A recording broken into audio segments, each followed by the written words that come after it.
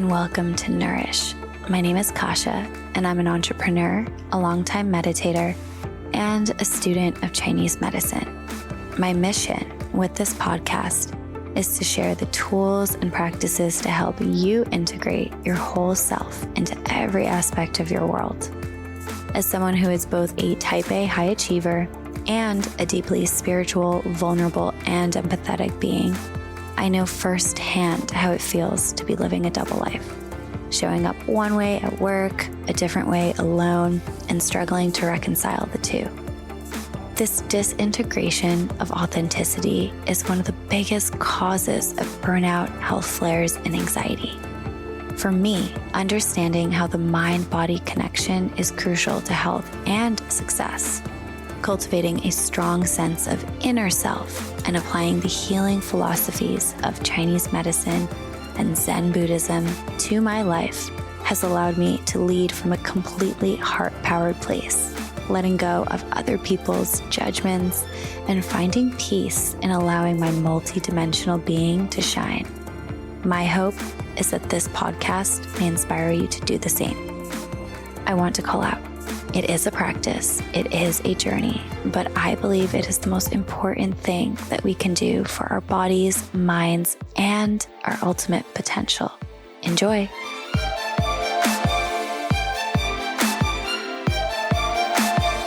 Hello, everyone. Welcome back to the show. I'm your host, Kasha, and today I am so jazzed up for my next guest, y'all. This incredible woman has been somebody that I've admired for such a long time. I am talking about the renowned Nadine Artemis, who is an acclaimed specialist in optimized beauty, wellness, and health, and an innovative aromacologist. I think I said archaeologist later in my intro in this podcast, so ignore that, who formulates immune-enhancing botanical blends, of which I'm a fan. She is the founder of Living Libations, a luxurious line of organic oral skincare serums and essential oil elixirs for those seeking and celebrating the purest products.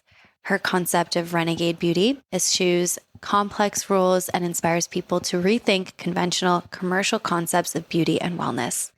She is an esteemed speaker at health and wellness events and a frequent commenter on health and beauty for national media outlets. Celebrity fans include Renee Zellweger, Serena Williams, Mandy Moore, and many others. And she is the author of 2 books, Renegade Beauty and Holistic Dental Care. And I have not read Holistic Dental Care yet, but I'm obsessed with Renegade Beauty. This episode, y'all, is such a good one. I have been looking to bring on somebody who is a true expert in skincare and holistic beauty and holistic health. But what I love, absolutely adore about Nadine is that her philosophy on beauty is so unique. It's really about whole body care, self-care, and thinking about the products that we use, of course, the foods that we eat, but also the products that we use in terms of skincare, thinking about them in terms of not just immediate effects, that is important, but also long-term benefits and how can we nourish our skin from the outside in, from the inside out. Renegade Beauty gets into not just the kind of philosophical concepts of beauty, but the science behind the different ways that we can nourish ourselves, nourish our skin. Today, we talk about that concept of Renegade Beauty and really redefining your relationship with your body dysmorphia, prioritizing care. For all you out there who might be sometimes feeling a little bit insecure about the way that you look, not feeling so great, struggling with the concepts of anti-aging, trying to find a way to, just accept the way that you look. Y'all, we get into it on this episode. We also talk about some really cool science stuff, the science behind clean beauty, what happens when we are incorporating products that are toxic. We talk about the microbiome of the gut, the mouth, and the skin, which is something that I think is just starting to circulate in the health communities. We talk about what does skin imbalance look like, how to heal it, talk about switching to clean beauty products, and is there that Reddit commentary purge, and so much more. If you're into holistic health, if you're into beauty, if you're into and cultivating a sense of self-love of who is that person looking back at you in the mirror, this episode is for you. Without further ado, let's jump on in. Nadine, welcome to the show. Hello. That was my very authentic, excited expression. I've already been raving before we started recording how super jazzed I am to have you here.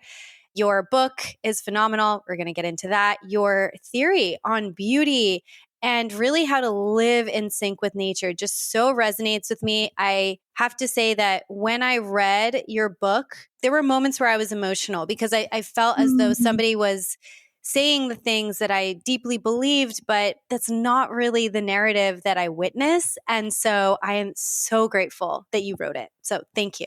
Thank you. So we have a lot to cover today, but before we do that, I like to kick it off with a question that I ask every guest, and that is, what are 3 words that you would use to describe yourself? Oh my. I'm a thinker.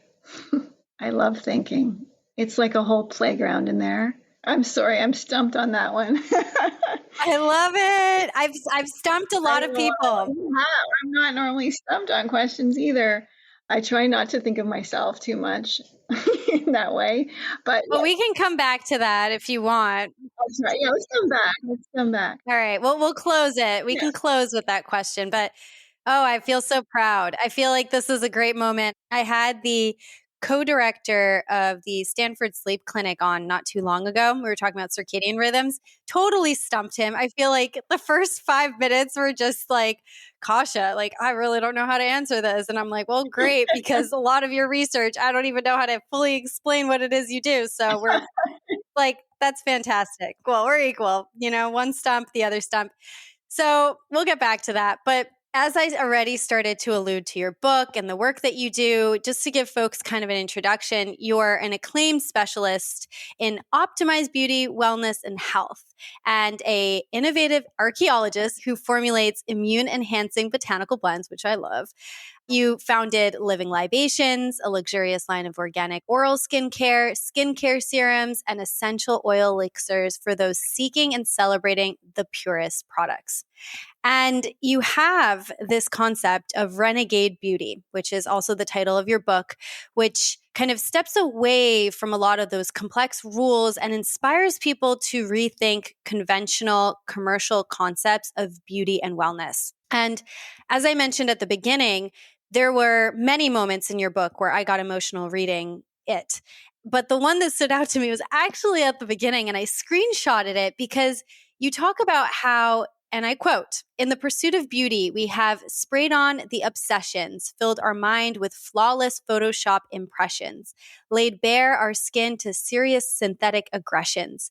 We have Botoxed our expressions, shared sisterly confessions, and endured serious surgical sessions. We dress on occasion with duress and fear to digress from beauty regimes appointed by glossy magazines. We have plucked, polymerized, plasticized, plumped with fillers, peeled with chemicals, and preserved with parabens. We have poured on, picked upon, and thought we were wrong, so we overstripped, oversqueezed, and tried to appease the skin we are in." Wow. Wow. I even get a little bit choked up when I read it again because so many women, I think, know this inherently and feel it and perhaps have recognized it in their lives. And yet, myself included, I really struggle with just naming this and not just naming it, changing the approach that I take to how I feel about beauty, about myself and beauty, and just kind of stepping away from a lot of the things that we do to ourselves. And I read in your book that you kind of described your adolescent journey really as exploring things in the realm of makeup and beauty. And you talked about an awareness of the trends at the time. And so I would love to hear about your experience of what sounds to me like this wake up, like a conscious awareness of this. Like, where did this come from? What was that journey like for you?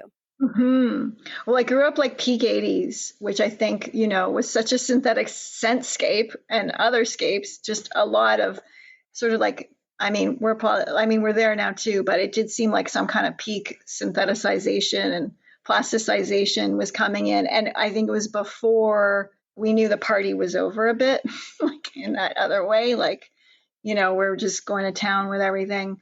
You know what I mean? Like in consumption, I guess is what it seemed like. The 80s did have a peak consumption, I guess, but it was sort of peaked from all the other decades, because I think now we're in like some kind of meta peak consumption, probably, so it's not like it went away.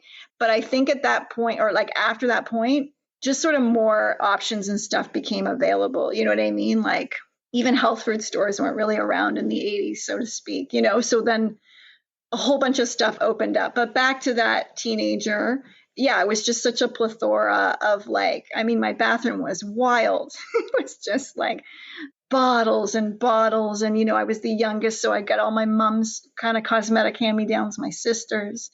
I was like pouring things together and experimenting, and I just dove deep. And then luckily by 18, I was able to see some other things on the horizon.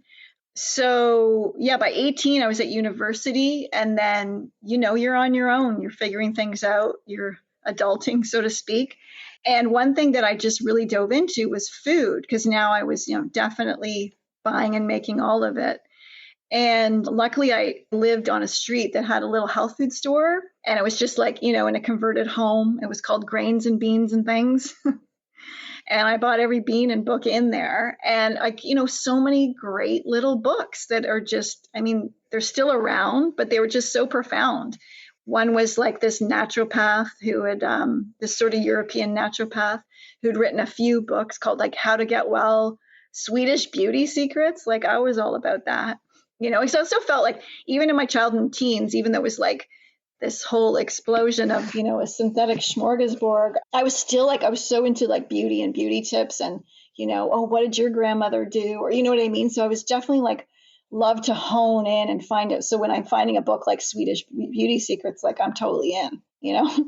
So then I just was learning, oh my God, there's like so many other ways to care for the body, especially the regular things that we come across that, in my short life so far, I was like, the adults just don't have the solutions and the doctor doesn't. Just on minor things that once you get a little bit away from that, you're like, what? Also just being raised, like, I had a good mom. She'd like, you did all the regular checkups and you know what I mean? Like that kind of stuff. But it's just so interesting to be, and then you become a teen and then it's like, well, here's the doctor, here's the gynecologist, here's sort of your rites of passage.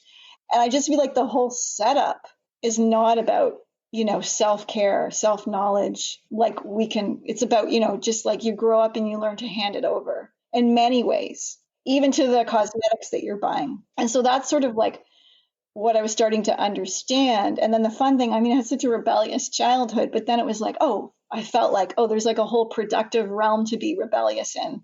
Sort of like, that's when I got Renegade, with my beauty. And as I'm understanding all the crazy stuff sort of going on in the supermarket, and I had a book, it was literally about like I forget what it's called, but it was about how to read the label at the supermarket. Basically, I got to look up the title. I think it was written by the Diamonds, who wrote like those vegetarian books, and they had a whole one. And it was fascinating. Like brown sugar was white sugar with molasses.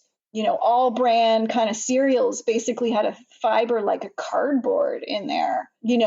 Secondary ingredients wouldn't be listed on like that can of soup. If it has cheese, it says cheese, but the cheese might have 20 more ingredients, so it's just like so fascinating. Luckily, there was also a farmer's market in my university town. So that was great. I'm like, it's 1990 and I'm like making oat milk and hijiki salad and into the sourdough, like lentil stews, like going to the little public library to learn a class on nut milks, like with 2 people before, like, You were ahead of your time. Oatly should be calling you, frankly. And now, like, I probably wouldn't have oat milk because the phytic acid, you know what I mean? So it's like, but it was so great then because like I was coming off of like sort of 80s food. We always ate well, but it was just a whole other landscape of food back then. So it was so easy for me to just go, oh my God, like those Body Shop products that, seemed different than, the Clinique and the Chanel and that kind of stuff. But then I was like looking at those labels And I really feel like my whole childhood, I'd look at the labels, but we didn't know what those words meant. And every bottle had words that, like I'm thinking in the bathroom, words that you didn't know what they meant. So you just think cosmetics are made of things that we don't know what they are. But in grade 9, we had a science fair project, and we could pick our own subject, which was just wild back then. And I found a book on cosmetics at the library. And I mean, I love the whole book. And then there was a chapter on perfumery. And that I was fascinated by everything, but it was so neat to hear about the history and the distillation of plants. And like, we didn't have that information available sort of at our fingertips before. And so it was connecting stuff to real, and like Cleopatra using like crocodile fat. And I was like all over that. And it talked about the distillations being these things called essential oils. And, you could probably find them at a health food store. So my mom took me to a health food store, which we had to go drive 2 hours to get to because they weren't everywhere.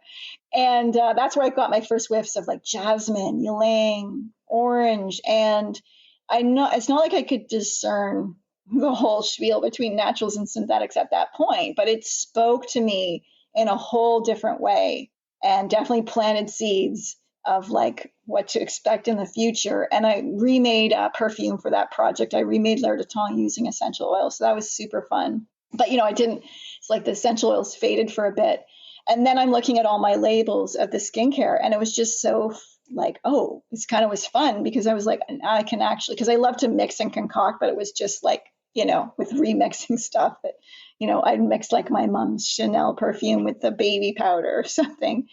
But now I got to endeavor and do it. And even the Swedish Beauty Secrets had some very simple recipes, And then I just started going deep and getting into the world of essential oils, as I'm going to school, and, writing to distillers and getting samples in of different oils that were just, even if they were, regular, like a tea tree or a lavender, they were so dynamic and so alive. And I realized there was such a variance in quality of what was commonly available to these true distillations. And then I just started making all kinds of things and having them be active. So the oil could take care of spider veins or eczema, recipes for acne, and then fun things like perfumes or lip balms. And I would make the lip balms in old film canisters. Or the body oil I would make there was this beautiful blue glass at the time. So I'd recycle the blue glass bottles, put corks in it. It was very homemade, but it was people were having fun and results. And that was really cool. Although I don't think it's much competition, because I feel really when you get into the whole chemical world of skincare, which might have a temporary sort of plumping that day or lubrication or whatever. There's just, it's creating little vicious cycles in our body, or it's throwing things off so that other things, you kind of have to rebalance. So on one level, I think to make skincare that works is not really hard, because most of it doesn't work at all, if that makes sense. Yeah, so that was just fun because I finally got to, make things. And then I was also studying a lot with women's studies, and that was fun because we were going into reading things like our bodies ourselves, and understanding birth control, which, that was so amazing to just think about it in different ways. I did a project on midwifery. I did my thesis on the female orgasm in Western culture. So it was really great because I was really seeing sort of, the history of bodies, because nobody's really had a fair shake on one level, because there's a lot of strange things that we've done in the name of health or beauty or whatever, but also really, the history of women's bodies and the medicalization that's, not needed, or the hysterectomies, the thyroidectomies, the mastectomies. And just, I just feel it was great to just make things that could provide, we all want to care. And there's there are things, whether we're into beauty or not, there's just some basic things we got to do to maintain our hygiene, so to speak. So it just felt there was a lot of purpose that wasn't just cosmetic. Oh my gosh, there's so much there, because that purpose shows through in the quality of the products that you put out there with Living Libations and what goes into them. And obviously the way that you share information in the book. I'm curious, you talked about effective skincare, right? And about how some skincare can offer, a plumping effect for today, but, it creates an imbalance, let's say, in the biome of the skin or, an imbalance on another level. And I would love to get your perspective on what is your overarching philosophy on skincare and like how these products should work? Because I think that is one of the things that I pulled from the book that was so unique. First of all, there was like a whole body approach to things, but also efficacy, I think, can be defined one way, which is like, oh, it's shown it makes the wrinkles appear to be less deep, but what is it actually doing for you? And I'm curious, what is your philosophy on skincare? Well, I think like sort of first do no harm.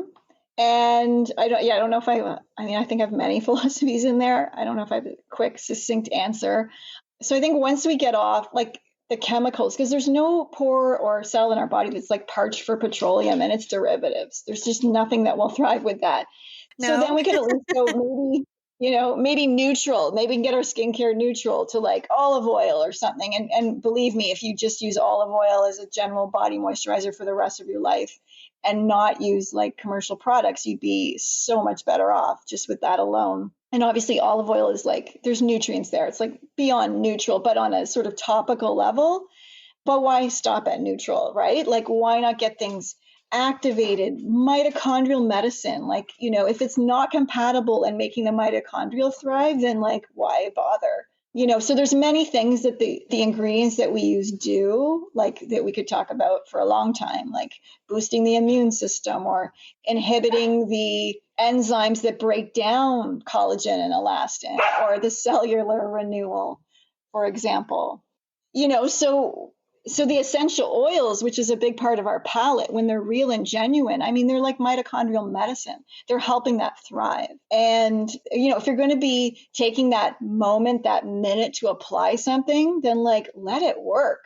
That's how I just feel about, pretty much most things I'm doing. If I'm eating, like, let it be nourishing for God's sakes. Like, I don't have time for anything else. I don't have time for neutral food, and I definitely don't have time for negative food. Absolutely. I love that. I love the notion of kind of getting back to the basics of, is it harming or helping, not just in terms of appearance, but the longevity and the health, and like recognizing, as you talk about in the book, that it is all connected, right? Like your skin is actually an organ. Yeah, And I think people forget that. People forget I that your do. skin is an organ. And I think that reframe is so, so, so powerful. So powerful. So, in talking about your skin being an organ, one of the things that I'm quite excited about, because it's coming out in science, but you definitely talk about it. I've heard you talk about it on a different podcast, is just recognizing, balance versus imbalance of even things like the biome or microbiome of the skin. Can you talk a bit about that? Because I think people are, when they think about the microbiome, they predominantly only think about the microbiome in the gut, but you definitely go into describing the gut kind of extending into the mouth, but also there's like a balance or imbalance on your skin. And yeah, I'd love if you could share with our audience really what should they know about that? Yeah, well, as maybe gross as it sounds, we're basically host to this bacterial banquet, and we've got to provide a good environment and not like an environment for like a pathogen party, so to speak. And pre 2000s, we didn't really even know about the microbiome. In the 80s, we thought the stomach was a sterile environment, for example, and it was very sort of genome and cell based. But we have billions of bacteria, just like we have billions of cells, and they're just huge systems in the body. And the microbiome is connected to, it's communicating with the entire body, the endocrine system, the digestive system, the immune system, all of that. The skin is a huge part of our immune system. It's like receiving all the information. Obviously, there's our mouths and noses and that, but the skin is a big intake, a big part of our nervous system, a big part of our communication system. And it's a tapestry that's teeming with trillions of microbes. And we've got to care for that. And basically, most modern skincare, oral care, is messing with the microbiome. And we've sort of had also in the previous decades, this sort of scorched earth policy, whether it's agriculture or, this sort of, there's a war on germs sort of starting in the 40s, which is sort of why we also have this overuse of antibiotics, which are sort of these indiscriminate assassins. So there's sort of like antibiotics, anti-life is really biotic being life. And of course they have their place, but we're totally at an antibiotic resistant phase because they've been overprescribed, overutilized, and they're everywhere, even if you don't take them. But if you're drinking milk, for example, there's allowable limits of tetracycline in every liter, for example, like normal milk, obviously go to your farmer, whatever, get a better quality. But, the most of the way a lot of people are eating. And so this is all, and then the skincare is like all of that sort of mutating the microbes on our body, mutating the species. And we really actually want to allow the bacteria to be the beautician. So when we're looking into an area of like, how are we going to work that area? How are we going to work with the skin? How are we going to work with the teeth? I like to kind of step back, obviously undo what we've learned, and just think, well, the body was so intelligently designed. Like everything on the planet is, like that ant that can pollinate a flower, or the dung beetle that's like specifically pollinating the lotus flowers. There's just the dragonflies are pollinating those plants and the bees are doing other. And it's just like, right, this intricate thing there's so many mysteries. We're never going to know them all. But, and at the same time, we weren't born with a toothbrush in our hand. We weren't born with like, a bottle of cream to moisturize. So what are the body systems that are doing it without us thinking about it, without us controlling it? So how can we get that engaged and active and get out of the way of those systems? Because I like to make things easy. And then if we are coming in with this external solution, then how can it be compatible with our biology? And that's sort of where I look to for the answers. So important. And frankly, you're actually one of the first skin experts that I've ever heard talking about this specifically. And I speak to this actually from a very personal level because I'm somebody who suffers from eczema. For eczema, typically steroids are prescribed. I've suffered from topical steroid withdrawal in the past where when I tried to stop taking the steroids because I took them for as long as they were prescribed, which was like excessively, I had a rebound reaction that essentially covered my body in eczema. And, when that happened to me, ironically, antibiotics helped me. Like it brought that down. And what ended up healing my skin, because I said no completely to steroids, they wanted to inject me with prednisone. I was like, obviously, this is not sustainable. Like this is just a long-term Band-Aid. I ended up doing UV therapy. And you talk about the sun a lot, which we'll definitely get into, but I still do UV therapy, UVB therapy, in addition to going outside because I don't have a lot of sun here in California in the wintertime.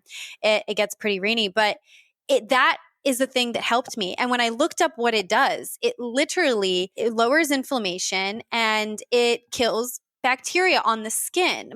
And so it's just so fascinating to me that we aren't talking about the fact that, there is bacteria on the skin and we need to protect that. And when there is a flare up, like an eczema or a psoriasis, it shows that like there's a full, microbiome distress and drop in activity in that area. And rosacea, for example, it looks like the inflamed sort of reddish cheeks, but there's a dermadex mite. And it's actually, really easy to clear up with the right topical thing. If you think about all the irritation things that we're doing, like every jar is irritating, right? On one level, you maybe just not be like, you were obviously more prone to skin inflammation and irritation. So people that sort of just have a normal response, they're going to be fine. They're not going to pick up on that irritation. But then there's a story underneath, that might take decades to play out. And I think when I'm looking for skin solutions or body solutions, we want to, I'm so not into the Band-Aids. We can't Band-Aid our way out of this because it's going to come back because you haven't dealt with it, and again, we don't always know how to deal with it. We don't know because, there's not a lot of resources sometimes, you have to research it really hard. Maybe you're in a condition that you don't feel like doing that, or you know what I mean, that kind of thing. So I really like getting to the root of things so that we can actually have a solution. Absolutely. I love that. Oh my gosh. So, for folks who are listening, who are just like, okay, I've heard about antibiotic resistance. I'm a little nervous about this. I've been prescribed quite a bit in my life, and I've been using conventional products my entire life.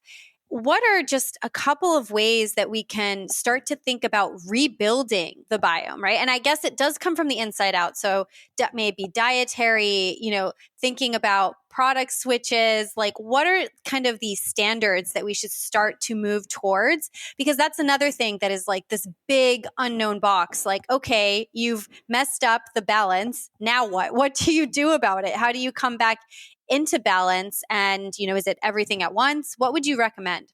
Yeah, sometimes it's easy. Sometimes it's just like, the removal of one thing. In Renegade Beauty, I talk about a stop, seal, and seed, and you can kind of apply that to different areas. So first, just you want to stop. And that you have to kind of think about, is it your shower filter that you just need like a $30 shower filter so you're getting like a lot of the chlorine out, because the chlorine can create, what's that called, dandruff? Like, what's that head thing called? Or it would totally be irritating your already eczema, those kind of things. Or, maybe your laundry detergent is irritating your eczema a bit. For some, it's deeper than that. For some, it is just a switch. And then I talk about, if we're talking about skin, like oil cleansing, which is just an ancient way of cleansing the skin. And it really works because it's not messing with the lipid barriers. It's not adding things that then make the body try and compensate with like more oil production or dryness or hyperpigmentation. You want to get out of the body reacting. So you want to kind of assess things. And I do have, sections that like stop this and like spell a list. That's what I'm trying to say. I got lists of things that you can kind of check in with. And then seal. So you want to seal and heal. So maybe it's like you're going to stop eating glyphosates and then you're working on sealing and healing the gut, or sealing and healing the skin, because a lot of the chemicals are disruptive, keeping, not healthy for the pores. So that would be sealing. Oil cleansing. Sealing in the mouth would be like stop using sodium lauryl sulfate toothpaste that like could be making your your gums recede or your gums bleed. And like yoni care and the microbiome there, like stop wearing polyester underwear or using KY jelly, that kind of stuff. So to seal is like then getting that new practice in. And then seed is, reseeding the area. So if we're reseeding the guts, so seeding. And like, for the guts, it could be bringing in some prebiotics, some probiotics, which we all know and love. And then there's postbiotics, which like a butyrate. It's usually made from a fermented, like a calcium magnesium. Oh, so good. And the colonocytes in the colon, that's what they're trying to extract from the fiber, the butyrate. So that's really good. You can even do like oil pulling, add a probiotic to your little oil pulling thing and like, start reseeding the mouth, or, doing a honey mask, which has natural probiotics, or, even adding a capsule of a probiotic to that, for example. So there's so many ways, and there's lots of suggestions in the book, but you want to stop whatever's like causing the harm, seal that area up, and then reseed it. I love that kind of 3-step process, because it feels like there's like an element of kind of healing and bringing everything back to balance. I'm curious, for people who switch from conventional products, and I'm really just thinking about the audience out there that's like, okay, like maybe I'm starting to feel a little convinced. I've heard about toxic versus non-toxic beauty and why eat organic. Have you found that when people switch to products that are non-toxic, is there a period of like a withdrawal period that happens? Like, for example, what had happened with me with steroids. I mean, I think that's a unique case because I was on medication, but what can people expect as they transition? Or is it just this immediate, oh my gosh, I feel so much better. My skin's glowing, everything's in sync. Because I think that's something that comes up a lot. Like on Reddit, you can see like, oh, purging period and stuff like that. What are your thoughts on that? I would say, well, again, and then what are you replacing it with? So hopefully good stuff. I'd say like 90% of the time, nothing at all. Like taking away that polyester underwear and that KY jelly, it's all just uphill from there, or whatever, downhill, uphill, whatever the good hill is. And No, we're going up. We're going up. going up. It was down. Now it's up. Yeah. And then like switching for your skin, which what I find amazing is like people, they can have decades or, they can have it for a long time. And I'm definitely into thinking about diet and like the changes that we would need, because especially with acne, there's probably something congested with the liver or the guts, the digestive system. And really, obviously, the liver is a part of that. So there can be, but what I find amazing is that people can just switch how they're cleansing their face, and what clears up without changing the diet is so phenomenal. And then that might give you the energy to look at the other stuff, because now you're like, oh, I can relax about my skin. I feel like you've got a level of confidence that's come back up. So I love that about, because I always think, you got to, the diet or something would obviously be deeper, but just that switch. And it's so much, you can change up how you're washing your face. So easy. It's not like a whole diet overhaul. And for this face specifically, sometimes like about 5 to 10% of the time, there can be a transition where you're then detoxing just the stuff from before. And that's going to be different for everybody. But most of the time, I don't see that at all. And if it is that, then you just have to kind of ride out that moment. And, it only lasts a couple of weeks. And you talk about that in the book, the fact that our body is regenerating, our cells are kind of turning over. And so there is an opportunity, even if you haven't up until this point, if you've been consuming, I don't know, antibiotic ridden milk forever and all these kind of products that aren't good for you, you can still make a different choice today, and have the opportunity to move forward with a body that is just optimized for real health and glow, right? Mm-hmm.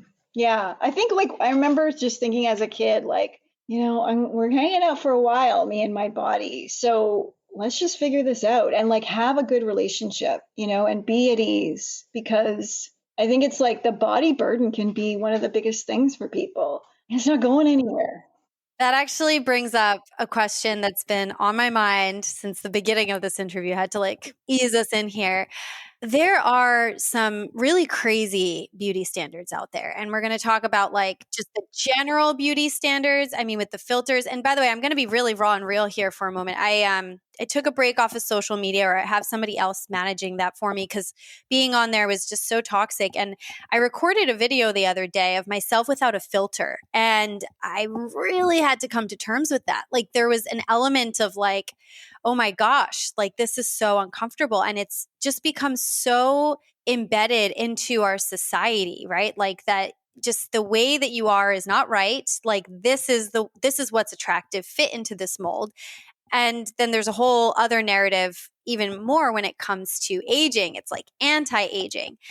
I want to know, like, as a absolutely beautiful, magnificent, accomplished, incredible woman, like, how did you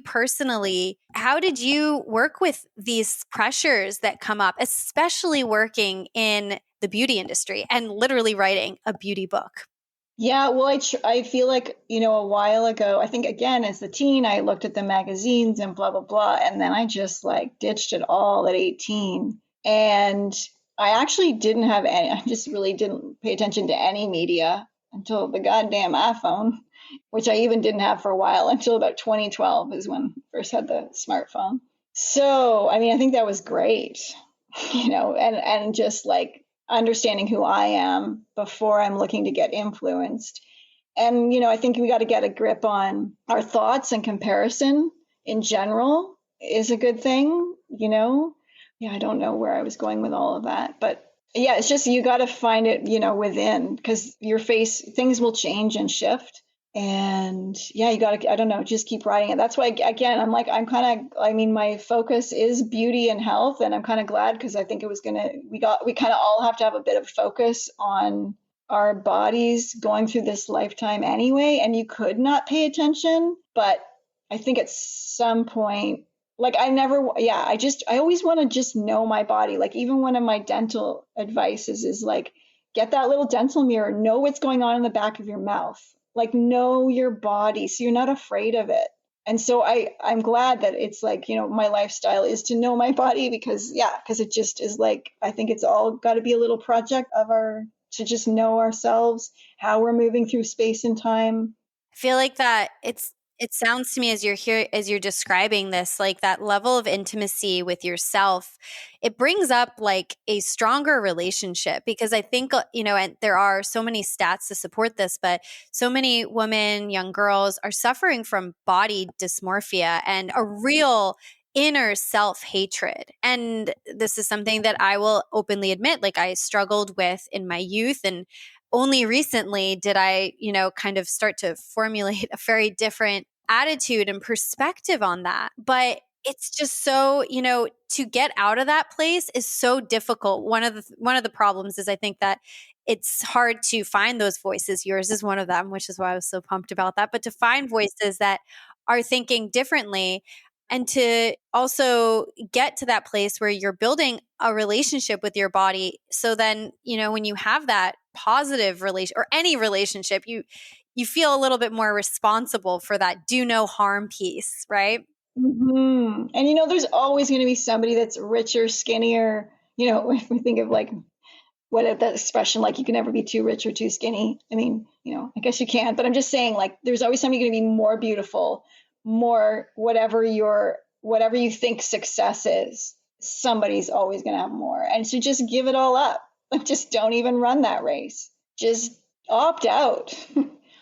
It doesn't mean you have to opt out of society, but just opt out of those games, And yes, I mean, the hall of mirrors right now is super intense. And our teen daughters, obviously, or just our daughters, do, for whatever reason, it is affecting women so much more. I don't even think we have the self-esteem as a society to almost go into this discussion because the foundation is not even there. But hopefully, the sunshine will prevail. Yeah, I think it's for women, for girls right now, or teens, it's like, 150% increase in body dysmorphia in these past few years. It's crazy. And, I mean, there was recent research published, and I'll cite this for folks in the link below, but about just the connection, obviously, between social media and that. And I mean, it's not about whether social media is evil or not. It is such a way of like connecting with people, but it also offers the opportunity for comparison. So I think that real awareness of your thoughts and recognizing when that's coming up is just so crucial.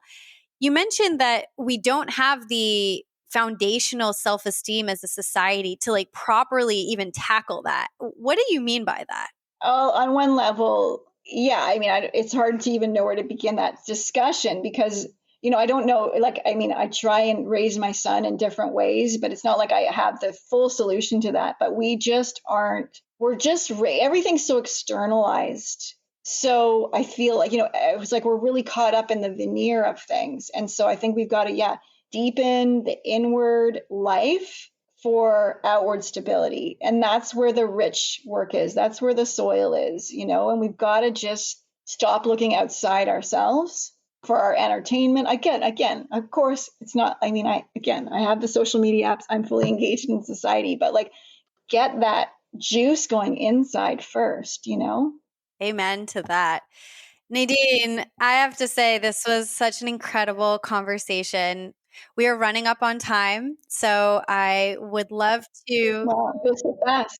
I know time flies when you're having fun. I'd love to first check in and see, are there two more words you wanted to add to your 3-word description? Oh, Yeah, you said thinking. Anything else, or we could just cut it out. That's fine too. I think I'm renegade. And it was fun to take that spirit I had as a child and as a teen and then, bring it forward. It's just sort of more purposeful rebellion, which is kind of how I think of renegadeness. Rebellion's fine too, though. And I think I do have self-knowledge. And I think that's something early on that in various ways, whether, it was like looking in for philosophers or different things, I just kept trying to know myself because I feel like that's how you can get that inner GPS going, how you can sort of navigate more is just knowing that self-knowledge. I think I saw as a kid too, a lot of adults, just sort of like wake up, or different things, or they're like 50 and they're like, oh my God, why am I married and in this house or whatever? You could see that played out in so many different ways. And I was just like, no, how can you like live and then go, oh my God, where am I? Like, just no. I love that. Having that self-awareness and that self-connection earlier on, I mean, that is so crucial, so crucial.